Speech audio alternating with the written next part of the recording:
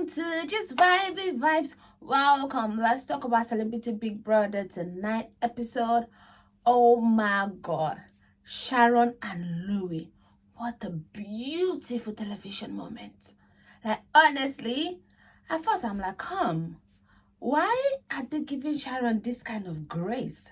Like, she has her own bedroom. She is not, like, she's not to be voted for. Like, it's like she's on a stress-free holiday. Literally, only Sharon is on a holiday. And I'm like, why? But I get it. ITV bosses, I get it now. My girl is peeling. Like, nobody is safe. Like, yesterday, it was James Corden. It was Anna Wintour. It was Helen DeGeneres. Like, Helen DeGeneres was like,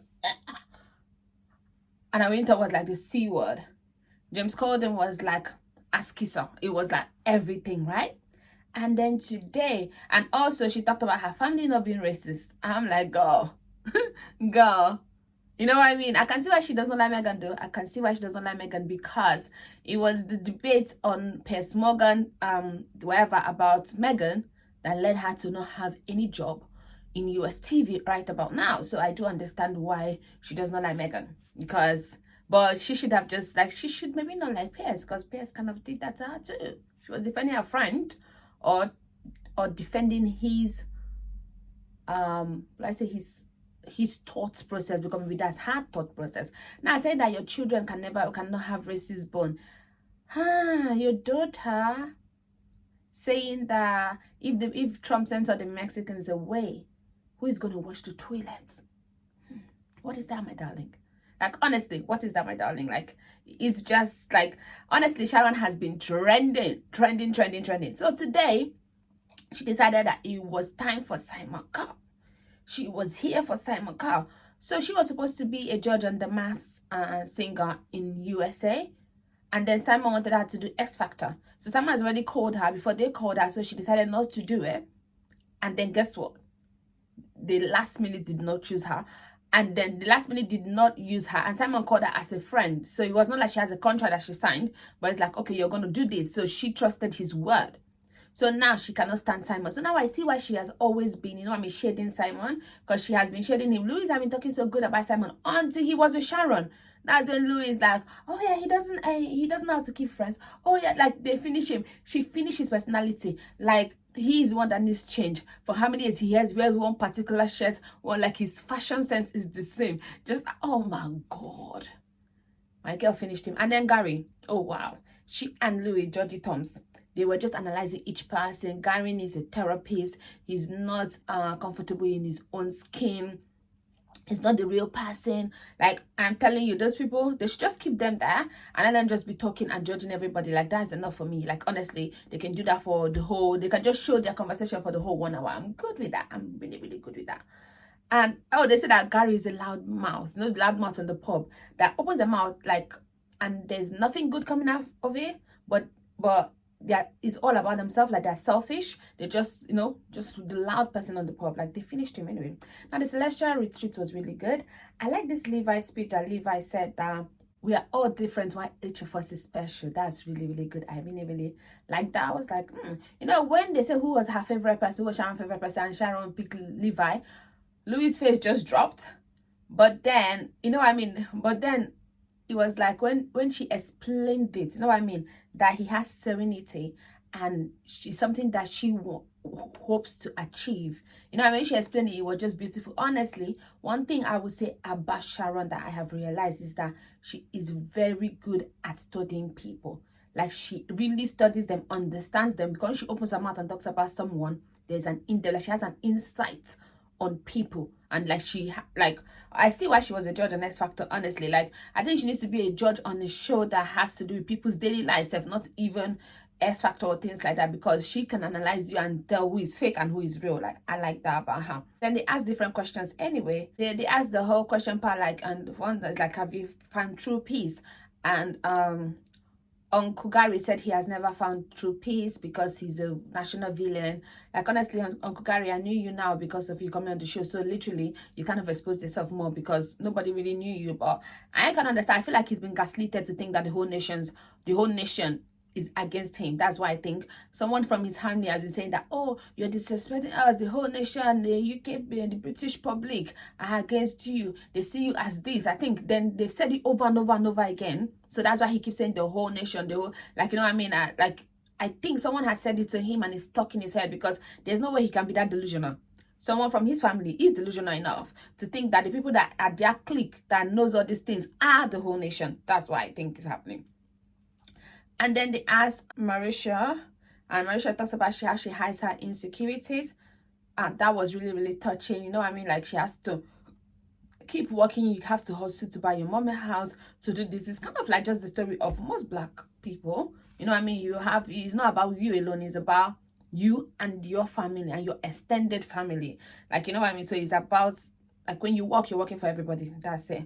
And then Levi talking about, no, he was talking about Serenity, and then he talked about how his daughters, 2 of them came against him. Honestly, I can see why. You have 7 baby mama and you have 8 children, so mostly you're not spending time with those baby mamas, and maybe they are maybe the first ones or the second one or someone in between that feels that they didn't get the love. And it's so easy to influence people once there's money involved, when there's fame and all this newspaper and all of that, so they'll pay them to say something. So I can see why they did it, because maybe they do not like you because you were not 100% there for them. So I hope he has forgiven them, and I hope that they have maybe apologize and they see they are wrong. And if he was not really a good dad to them, because you could be a good person but not a good dad, then I hope he learns his way and try to be a better father to them. That's what I'm gonna say. For me, it was Gary crying when Levi chose him and Bradley. It was him crying, and then he's like, I'm not milking it. Like, why was milking it the thing that came to your head? Because now it's telling me that, he is milking it. Like, why would I be crying? I say, I don't know. I don't feel I need to see Gary's family members. Because was it that he's a very emotional person? I've seen him cry a couple of times. So I'm thinking there's someone in the family too that is telling him that he's milking it when he cries. Like, stop milking that. Oh, stop. Because all those things cannot just be in your head for no reason. Because people that are milking it, they don't even just say that.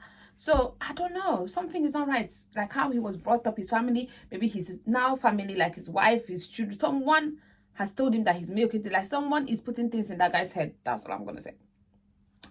Eglison Lewis and Sharon gossiping about Gary, how he's not real and all of that stuff, and like he's not comfortable in his body and all that stuff. I'm like, since the person that allegedly takes Ozempic.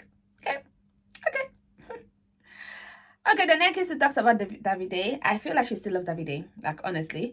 Although she did say that I feel like she wants him to just be like, it's you I want. You know that kind of thing. I think like she loves him more than he loves her, according to what she said. And I think that's true.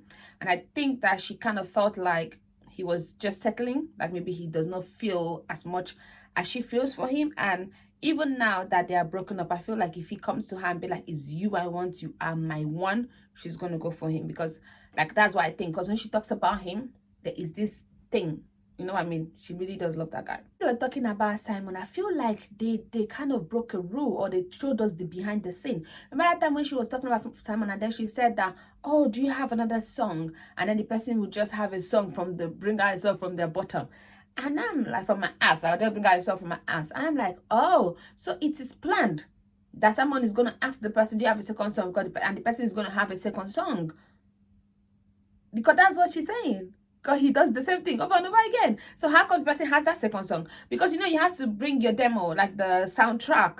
I'm like, Sharon, spill the tea.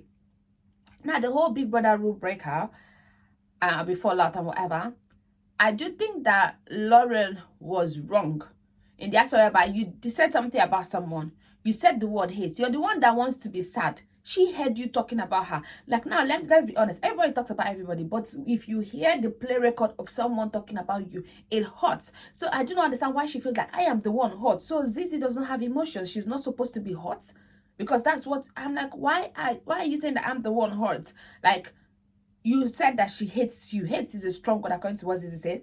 And then it was performative. Oh, let me hug you for... I saw people on Twitter trying to say, oh, she's so... I'm like, please. Like, can we hug so that everyone will be happy? Like literally for peace. Like, you want to hug so that people will not feel uncomfortable. Like, are you serious? So the hug is about people, not about her.